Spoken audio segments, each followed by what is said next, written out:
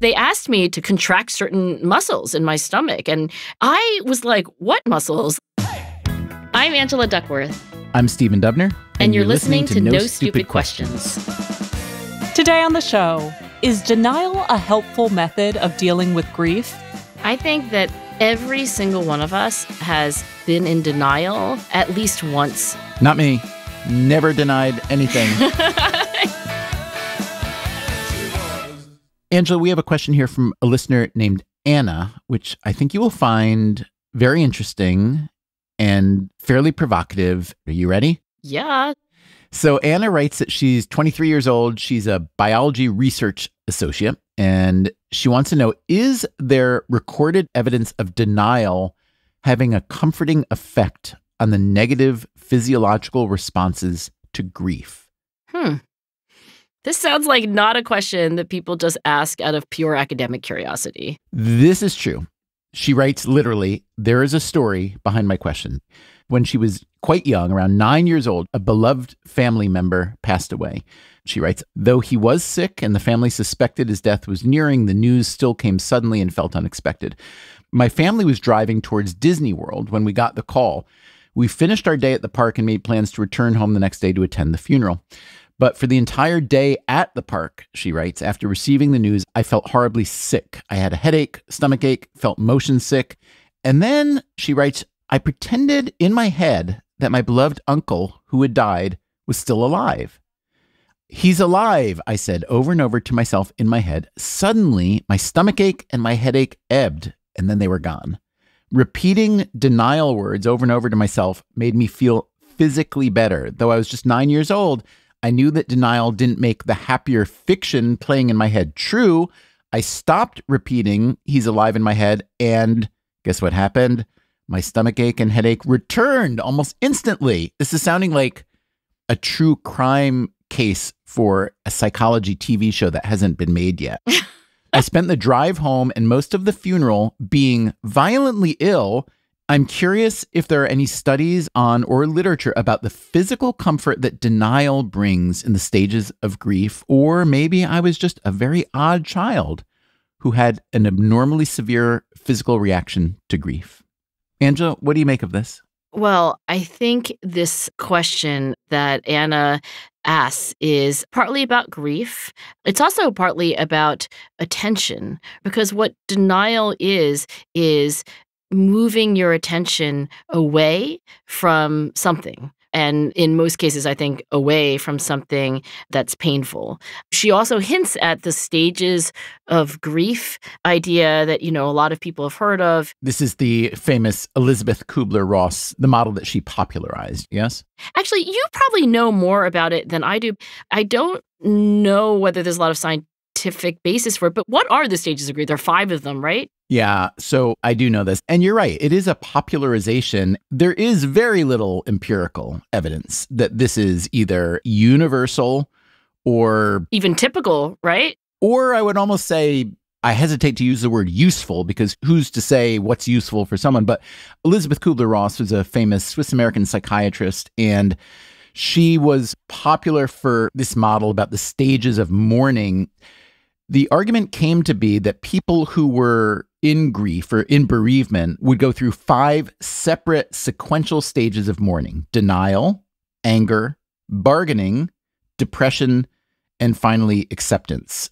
But we should say that her career was spent helping patients who were dying, terminal patients, confront their own death. And so this was developed largely from her observations of her dying patients. So it somehow got ported over to how we grieve for other people. So like a lot of the conventional wisdom or dogma about grief and bereavement, there just isn't a lot in the way of empirical evidence to support it. What always made me a little bit reluctant to pay too much attention to this 5-stage model is that if one is grieving and doesn't feel one of those stages or steps, then one might feel that they are somehow failing to experience it the, quote, right way. And I should also say, I don't think she meant it to be this universal model that needs to be followed like a blueprint. But anyway, it has come to be thought of as a universal way of dealing with grief. And going back to Anna's note, the first distinct stage of mourning is, yes, denial.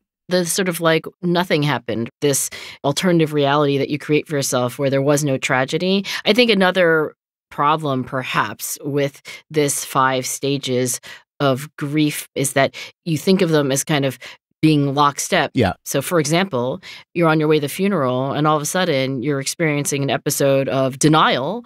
And then you're thinking like, oh no, did I go back to the first step because I thought I had already gotten through anger and bargaining? So I think there could be some issues there. But as I said, I think this is a question not only about grief, which spares none of us, but also about attention, focusing on one thing that's going on and neglecting everything else that's going on. That's what attention is. It's like a spotlight. Maybe a better analogy would be that your attention is like a pen light. It's like a tiny pinprick of light in a very dark room. And when you cast your attention onto the water bottle that's sitting next to your laptop, previously you hadn't thought about the water bottle at all. Now all of a sudden the water bottle looms large.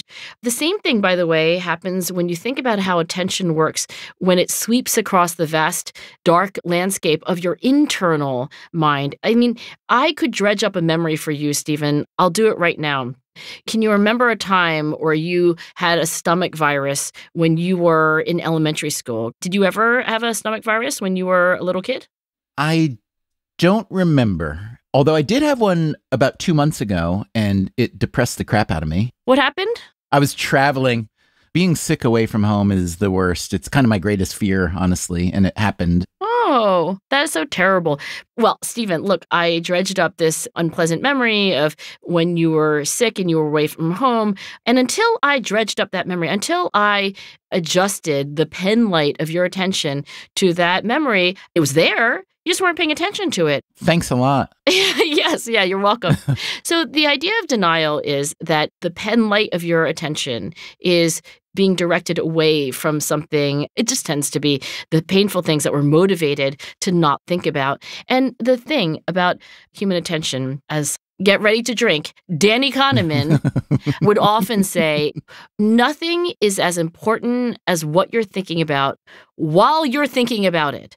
So the pen light of attention illuminates some tiny, tiny fraction of reality.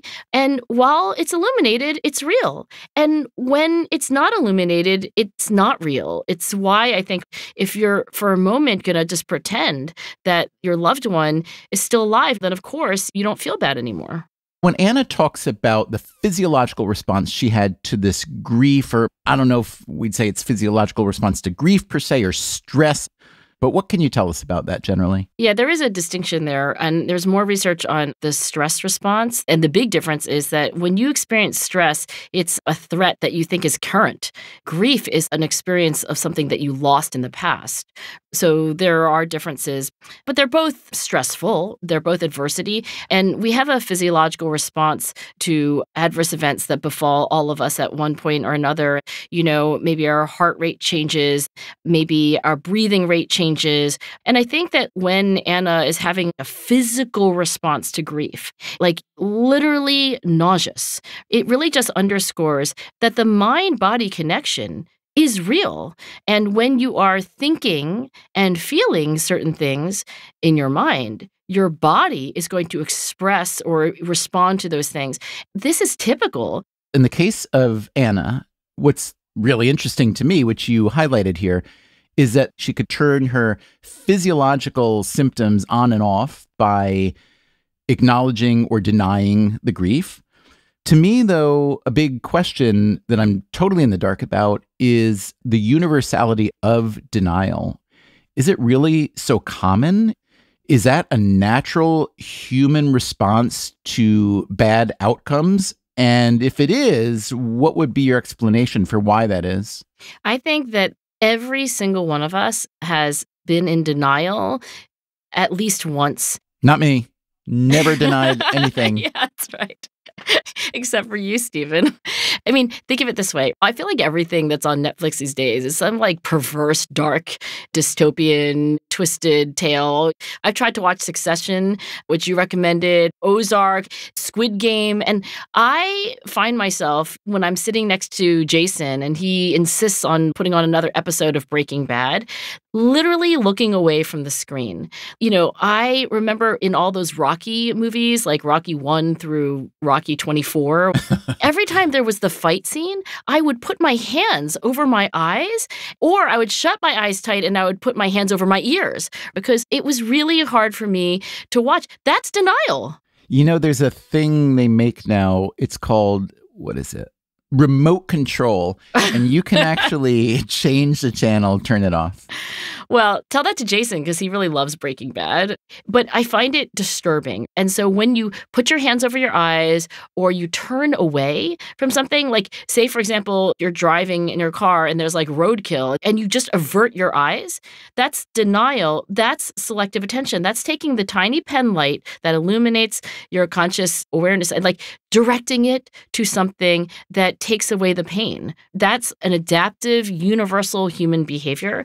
And I'll tell you that many people are familiar with the marshmallow test, which we've discussed before.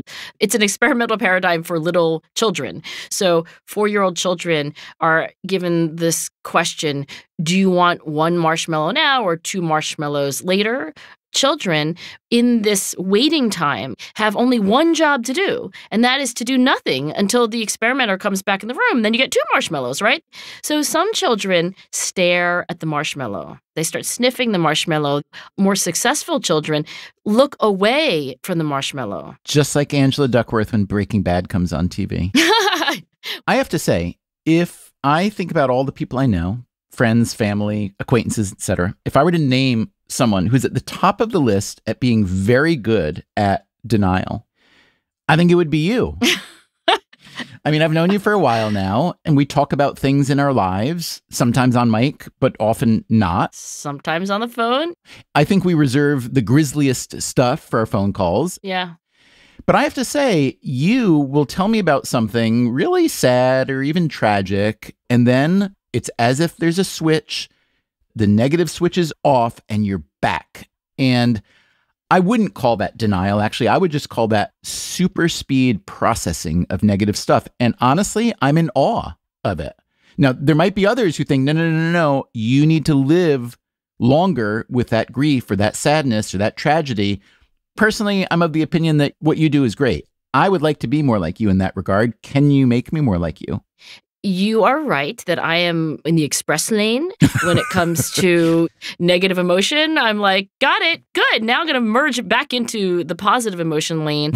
My therapist tells me that I am a super speedy processor. And I don't know that she wants me to ruminate more. But she did ask me recently, how are you feeling? And she has noticed, and I have to agree, that I tend to go so quickly to the intellectualizing, to like looking things up on Google Scholar and then processing it from a third person standpoint.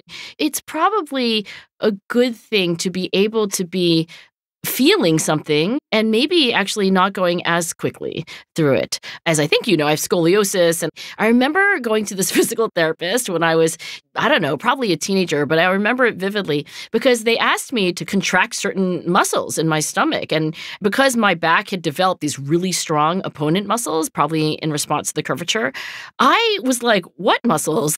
She was like, oh, do this. And I was like, what? And I feel like that sometimes when my therapist says, and then how are you feeling? And I was like, what do you mean? I can tell you what I'm thinking. I can tell you what it means. I can also cite the literature. But that's a very different question than just what are you feeling? Do you have people in your life who are frustrated with your seeming low level of, quote, feeling in that circumstance? I don't have a lot of people telling me like, hey, I wish you would be more in touch with your emotions. I think for other people, by and large, it's a good thing for them. It's like when you tell me we have an 11 o'clock show to do, Stephen, I am going to show up at 11 o'clock and pretty much, come what may, like a submarine, hermetically seal off anything that doesn't have to bother you. And, when I reflected upon this comment that my amazing therapist made to me, immediately I started intellectualizing, of course.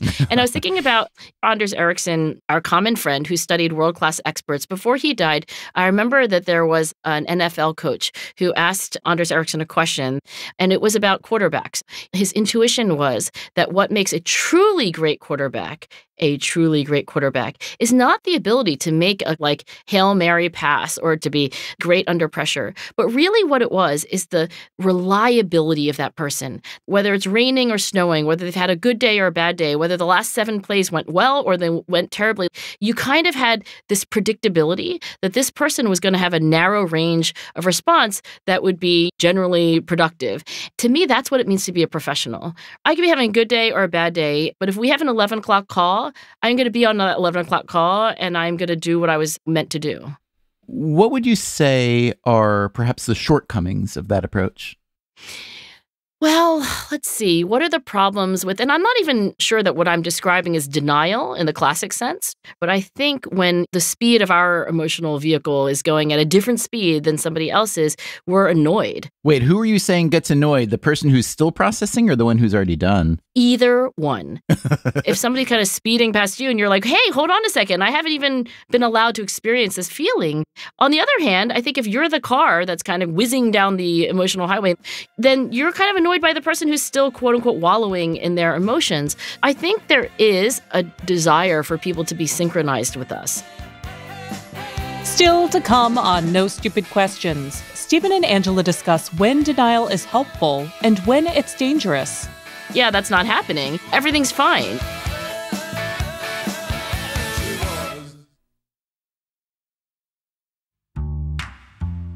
Before we return to Stephen and Angela's conversation about grief and denial, let's hear some of your thoughts on the subject. We asked listeners to let us know about the tools that they have found most helpful during periods of grief. Here's what you said. My mom died at age 68 about 5.5 years ago, and while her death was unexpected, she had suffered from 2 chronic illnesses, one of which had caused her to lose her sense of smell. And ironically, it's this same sense of smell that has become the best tool for me in my grief toolbox. I'll go into my closet and grab her perfume bottle, which I had saved, and smelling her signature scent allows the floodgates to open and for me to just spend time crying and grieving. I've heard that our sense of smell is most strongly tied to memory, and it's been very helpful in handling my grief about her death. Hi, Stephen and Angela. What helps me the most during times of grief is structure and productivity. I need something to focus my otherwise negative energy on as I work through the grief process. When my brother was killed in action in 2011, I worked with the city to establish a local Veterans Memorial Park that honors all service members. And although it was a sad time in my life, I didn't allow it to become a dark time in my life. And what came out of this situation is now a focal point for the community, a long-standing memorial for all who have served, past and present. And for that, I'm grateful. This is Gordon in Burlington, Vermont. The most intense grief I've ever felt was being with my father when he took his last breath. It was just the 2 of us. A deep feeling of loss overcame me, and I sobbed and sobbed. Then, as if on cue, I recall a friend having recently said, "You finally grow up when your father dies." I didn't grasp it then, but in that moment, I understood Dad was passing the baton, as if in a relay. All we had shared together remained, but it was now up to me to carry it on. My grief turned to gratitude. That was, respectively, Kate Kish, Zach Gallinger-Long, and Gordon McFarland. Thanks to them and to everyone who sent us their thoughts. Now, back to Stephen and Angela's conversation about the psychology of denial. So, we've talked a lot about my mom. I think she was, when I was a young child, the portrait of benevolence and wonderfulness. But I will say this, my mother was a paragon of denial when the three of us were growing up. I think for her it was what Freud and his daughter Anna Freud would have called the defense of denial, because for Freud, the general idea was that human beings suffer, and this suffering comes from deep unresolved conflict, and that pain is something we defend ourselves against. And the defense that he would say is more immature, maladaptive, is denial, versus more mature defenses like people who use humor or altruism against pain. But when we were little, my mom owned this little needlepoint wholesale company, and it was called Lee's Needle Art. And I would call Lee's Needle Art, and I would get transferred to my mom. And my mom would say, "What's wrong?" And I would say, "Annette's being mean to me." And my mom would just be like, some version of, "Yeah, that's not happening. Everything's fine." And I think that it was understandable. She has to defend herself from pain. But I think if you ask me the question, hey, what's wrong with denial? Why did Freud think that this was an immature or psychotic even defense mechanism? It's because not paying attention to reality can be very bad. For obvious reasons, if you're crossing a street, you don't acknowledge there are cars whizzing by, you can get crushed. But what are the non-obvious reasons? What are the psychological reasons? So why does somebody on the way to a funeral think for a moment, maybe this loved one isn't dead? Why is it when I call my mother, she's like, there is no problem? It's to remove that pain. But why do we have pain? Why do we have suffering? It is an alert. It is telling you that something is wrong and you have to actually do something. So going back to Anna, who wrote this note to us, what would you make of this tactic? She found that she was successfully able to mute the physical pain by denying. She doesn't tell us so much about whether and how she processed the pain and the reality later, but it sounds like it was effective in the short run. Does that mean it's necessarily damaging in the long run, or no? I don't think it's necessarily damaging in the long run. What Anna's doing there isn't that different from any of us putting our hands over our eyes in watching a horror movie or something like that. Now, Freud not only said that there are defenses that really end up creating their own problems, denial being the canonical one. There's something actually which seems like denial but isn't, and actually gives us a sense of what Anna might be doing in this anecdote, and that is called suppression. So suppression is also a defense. It is a mature defense, however. And I want to tell you that I learned this from George Vaillant, who himself was trained as a Freudian psychoanalyst and later was a Harvard psychiatrist. So George says suppression is, for the moment, putting something out of your mind, taking that pen light of attention and moving it away to something else. The difference is that you know what you're doing. The difference is that you have suspended reality intentionally, and you know that at some point you're probably going to come back to it. He did this longitudinal study of Harvard students that were followed for the rest of their lives. And he tells a story of this young Harvard graduate, and he's in a submarine, and the submarine sinks to the bottom of the ocean. And there's a very limited amount of oxygen. And what you do in those situations is you have to be very still and very calm, because the more you panic, the more oxygen you use up. But then again, what else would you do? So he tells a story of this young man who essentially is able to draw his mind away from the fact that he is on the cusp of suffocation and death, but he knows that's what he's doing. So suppression is a close cousin of denial, but in denial, you really are unable to get out of that alternative reality and come back. And in suppression, you are. I want to bring this back for a minute to denial and grief. When my own mom died, so I was an adult. I was maybe 35, something like that. And honestly, I wasn't expecting to feel much grief because she was in her 80s. We'd had a very close relationship with some contention, but then we did reconcile. And there was a huge generation gap. My mom was 40-something when I was born because I was the youngest of 8. And I respected her. She was very smart, very tough, very hardworking. She had a lot of excellent qualities, but also, I just didn't feel super close to her because she was so much older than me.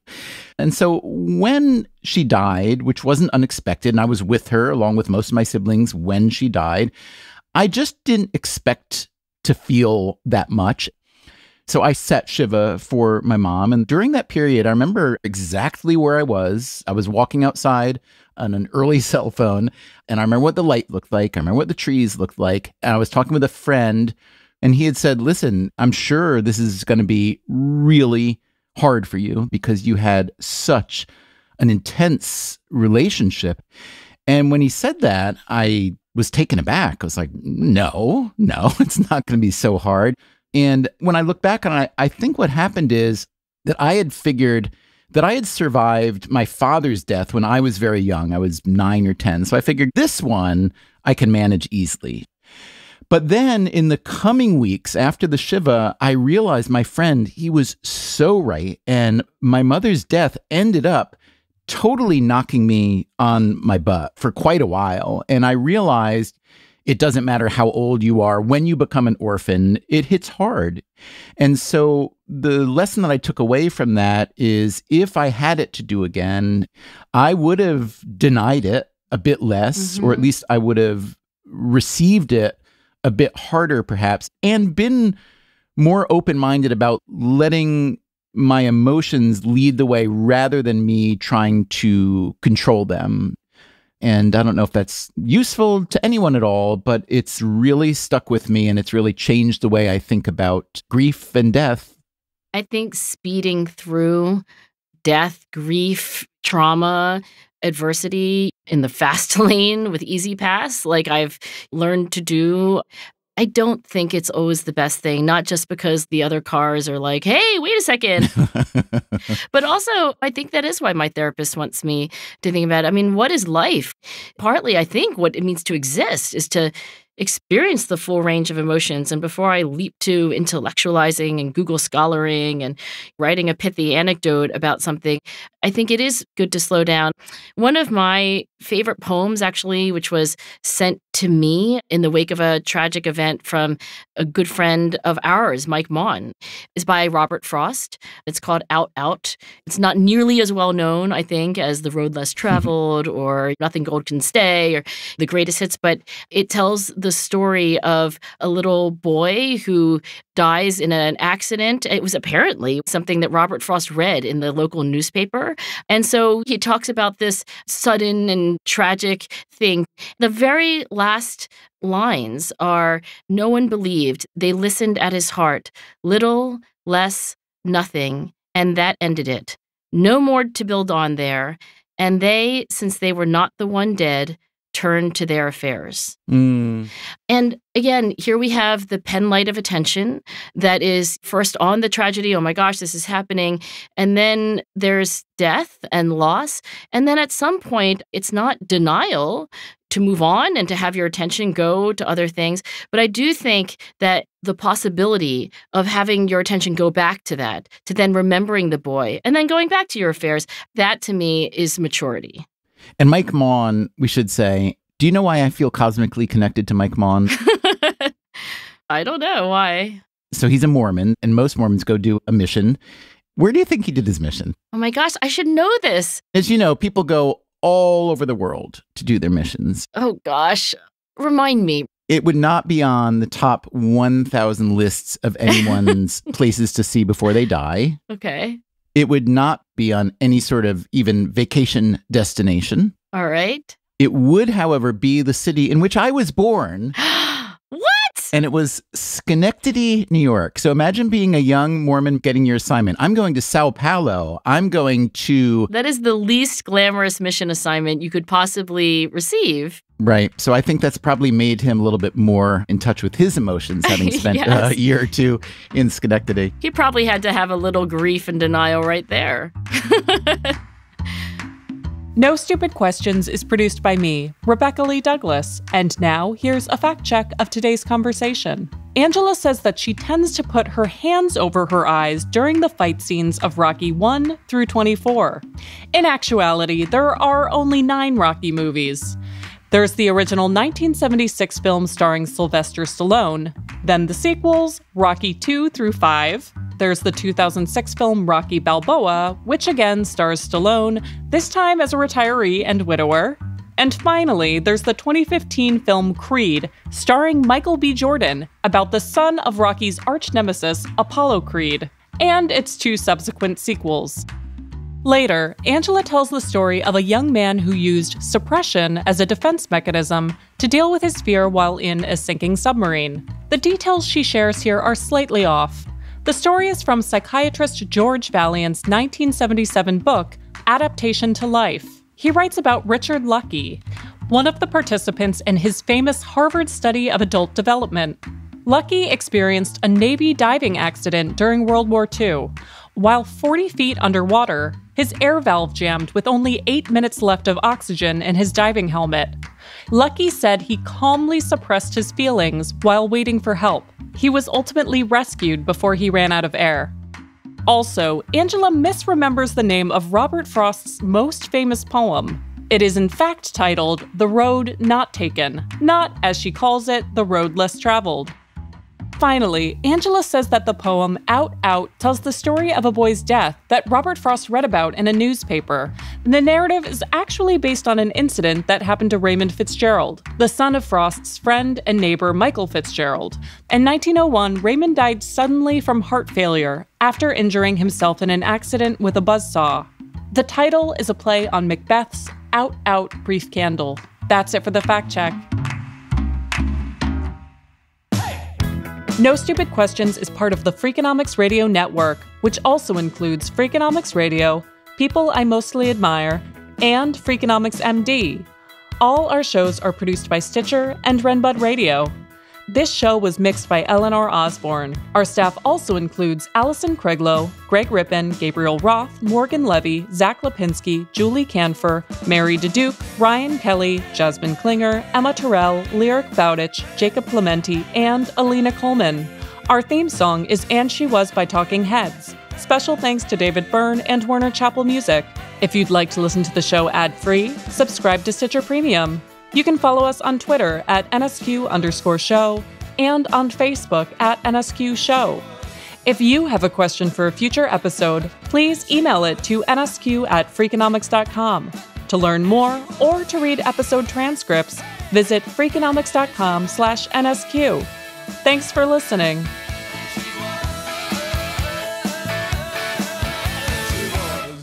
Do we think it's a coincidence that the researcher behind the marshmallow test, Walter Mischel, shared a first name with the protagonist in Breaking Bad, Walter White? Oh. Cannot be a coincidence, can it? I think there's something very cosmic going on.